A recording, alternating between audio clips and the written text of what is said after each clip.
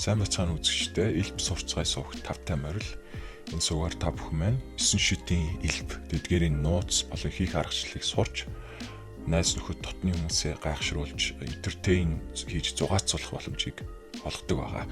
Тэгээд та бүхэн маань элб сурцгай суугаар зочилж бичлэгүүдийг үзээрэй. Мөн намайг дэмжих хүсвэл subscribe дараарай. Мөн найз нөхдөдөө миний контентыг бити шеэрлээрэй гэж уриалж байна. Яг гэвэл элбийн нууц бол нууц хэвээрэл байвал дээр тэгээд найз нөхдөдөө шеэрлээд энэ нууцыг нь мэдүүлчих юм бол дараа нь тэр элбийг үзүүлээд ямар хэрэг байна те та нар тийм учраас тийм байна. За өнөөдрийн бичлэгээр нэгэн сонирхолтой хүзрийн элб цаана хамгийн амархан хүзрийн элб гэж нэрлсэн шалтгаан нь миний хувьд бол энэ элб бол хамгийн амархан миний мэддэг элбнүүдээс. За би ямар дэлхийн бүх элбийг мэдх юм биш. Тэдний хамгийн амархныг нь яаж тодорхойлохыг мэдэхгүй. Гэхдээ миний хувьд бол миний мэддэг элбнүүдээс хамгийн амархан юм шиг санагддаг. За ингээд элбэндээ орё. За хүзрөө барихтаа чигчээ урууга бид нар үндсэн барилт бол энэ эрхээ уруу 7 уруу үлдсэн 3 уруу юм. Гэхдээ энэ элбэг хийхдээ бол чигчээ урууг доороо ингэж оруулвал зүгээр. Ерөнхийдөө хүзрийг бид нар ингэж spread хийх буюу ингэж тарааж хүзэр суглуулахдаа чигчээ уруу ямагтайгоор байвал илүү хамгаалттай сайн байдаг байна. За энэ элбэний нууцыг ямар ч гэсэн задлж байна. Нууц нь бол ердөө энгийн. Бүх хүзэр доош харсан байгаа. Гэхдээ хамгийн доотлынх нь үзрийг эргүүлээд харуулчихна. Тэгээд хүзэр суглуулахдаа бид нар доотлын үзрийг эргүүлж харсан гэдэг ерөөсөө мэдүүлж болохгүй. Хүзэр суглууллаа. Хүзэр суглаад нөгөө хүн чинь хүзэр харж байхдаа бид нар бүх хүзрөө ингээд нууцаар сэмхэн эргүүлчихэж байгаа. Эргүүлээд авахдаа нөгөө бүх хүзэр доош харсан юм шиг л санагдаж байгаа шүү дээ нөгөө хүнд. Тэр оронд нь хүзрийг хийлээ. Тэ? Ерөөсөө мэдүүлж энэ бүх хүзэр дээш харсныг мэдүүлж болохгүй хийгээд тэгээд одоо гараа нөгөө би нурууныхаа ард хийхдээ эргүүлчихэж байгаа. Тэгээд буцаж гаргаж ирээд хүзрийг шалгуулахад нөгөө хүний хүзэр ганцаараа дээш харсан. Гэтэ энэ доотлын үзрийг ерөөсөө харуулж болохгүй. За энэ хүзрийг элбэг хоёр төлөөр хийж болно.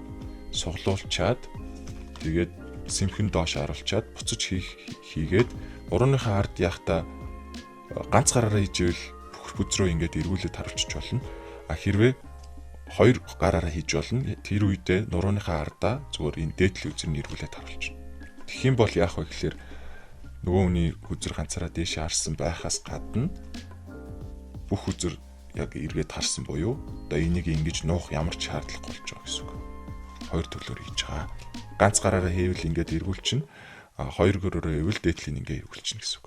Ганц гараараа мэдээж дээдлийн эргүүлж болно л доо яг уу жоохон хэцүү. Би бол ингээд эргүүлчих болоод байгаа. За тэр ч яах. За нууц нь бол энэ. За яаж хийх вэ гэхээр мэдээж ойлгомжтой. Доотлох үзрийг бол ингээд бэлтгэсэн байх хэрэгтэй. Эхлээд элбэ үзүүлэхээс өмнө ихэнд нь бэлтгэсэн байх хэрэгтэй байна. За суглууллаа.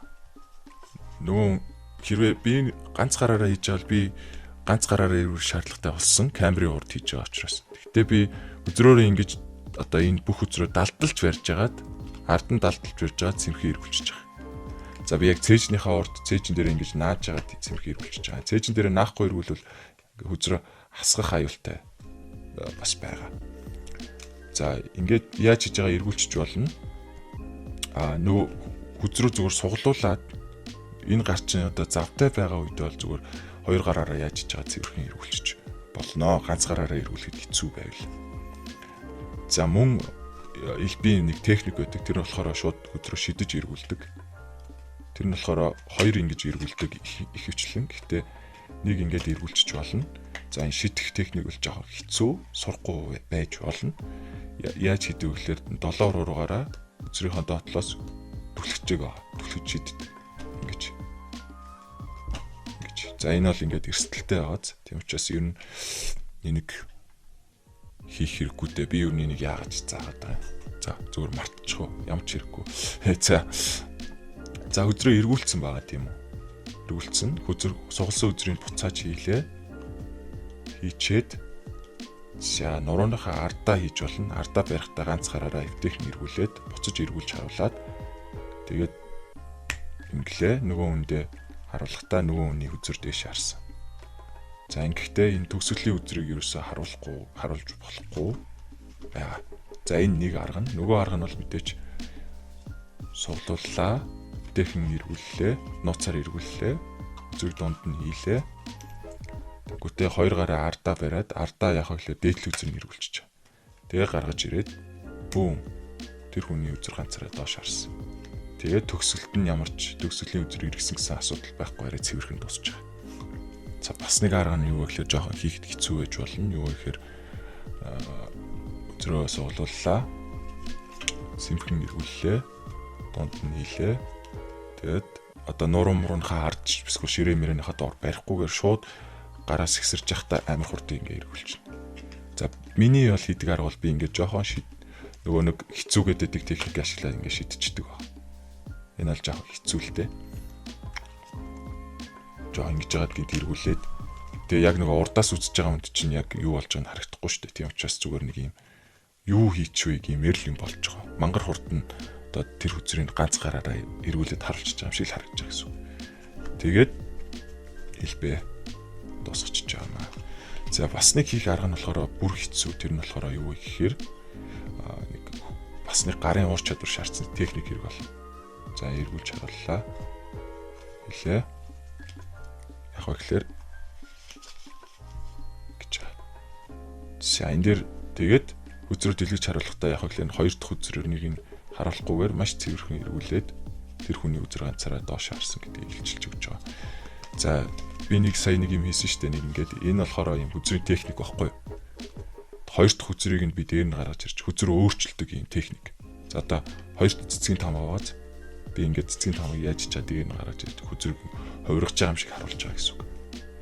За энийг би дараагийн хэмжлэгийн дээр зааж болно. Тэгээ та нар комент хэсэгт яг саяны энэ миний энэ хэлбэг сурмаар байна уу үгүй биччихүүлтэйгээрээ хэрвээ сурмаар байл би маш олон хүн комент өчөөд сурмаар байна гэвэл би зааж өгч дараагийн хэмжлэгээр зааж өгч болно.